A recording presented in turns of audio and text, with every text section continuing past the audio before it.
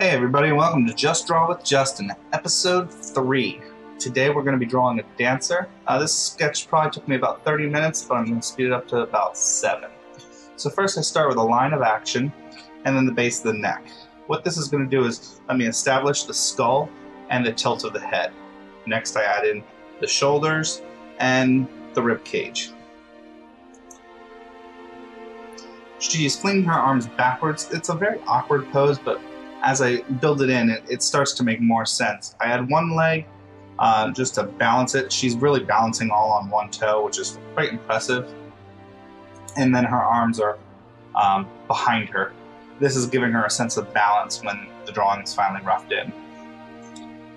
I give a couple of definitions to the arms and then the legs.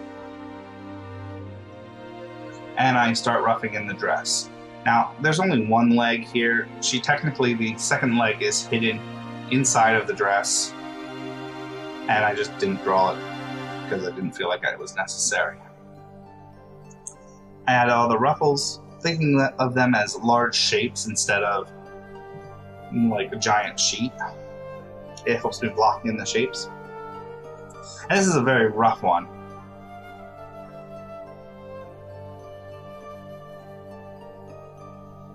This was just a very quick, maybe, I don't know, 5 minutes at tops, just to see if I like the gesture.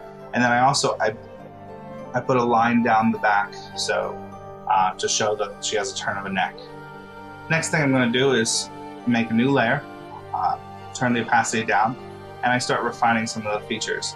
I'm using the old sketch as a guide, but I am going off of it. You can see I make the eyes a little smaller and a little bit more refined. Add the lips, the ears, and the hair. Like I said, this was a very quick sketch, so I wasn't terribly worried about being super accurate. I'm just more trying to portray a lively atmosphere of dancing. Some curly hair, the little bonnet.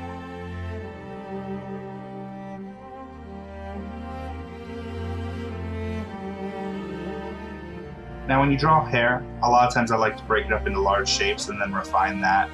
With this one, I did that. I thought of what's in the foreground, what's in the middle of her head, and then what's in the background. I then go on afterwards and I add in her shoulders and the ruffles on her arm. And this gives me a sense of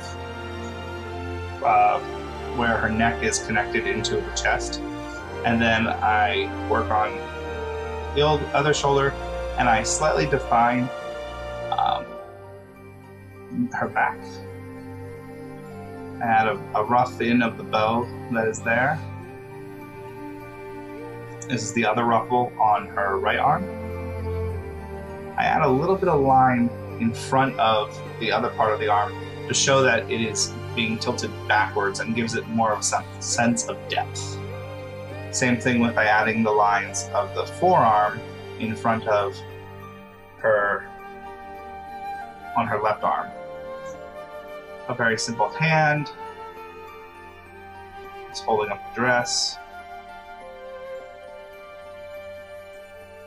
I tried to make one side of the drawing rather complicated, while the other side of the drawing is relatively simple. So if you're looking at the drawing, the left-hand side of the drawing is just a smooth curve, while the right side of the drawing has a hand that's out, that is more detailed, has negative space, and the dress is more flowing in that direction.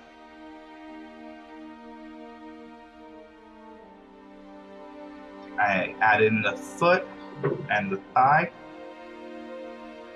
and I add in the toes. Technically she doesn't have a bent big toe in the reference image. However, I wanted to show some sense of weight, so I bent her big toe just to show that she's actually standing on it. I do add in the left knee. It's hard to see until it's shaded in. This just gives a sense of where the knee actually is. the whole goal of this drawing was to just show a sense of freedom and fluidity of my lines. A lot of times I'm really rigid when I try to draw, and so this was a exercise in just relaxing. I then come in on a third layer and I start blocking in all the heavy shadows. The light is coming from the upper left-hand side, and so I wanted to clearly define that her back is in shadow, parts of her dress and her face are going to be in shadow. This later will give a lot of dimension. I'm going to lower the opacity of it just so it's not overwhelming.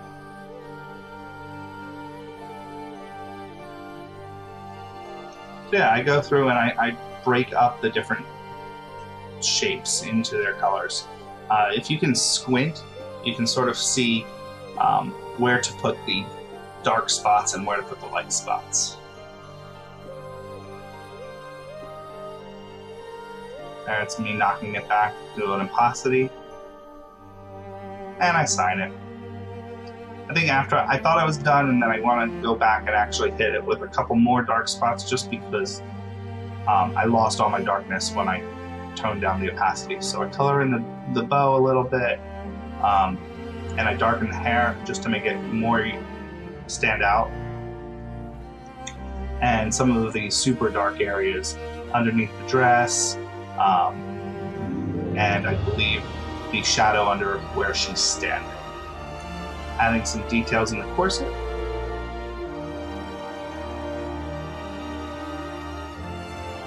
And that's the drawing. Thank you guys so much for watching. I'm quite happy with this. It was a quick sketch. You can follow me at jland_art on Instagram. You can find my website at justinlandonline.com. Have a good one and see you in the next episode.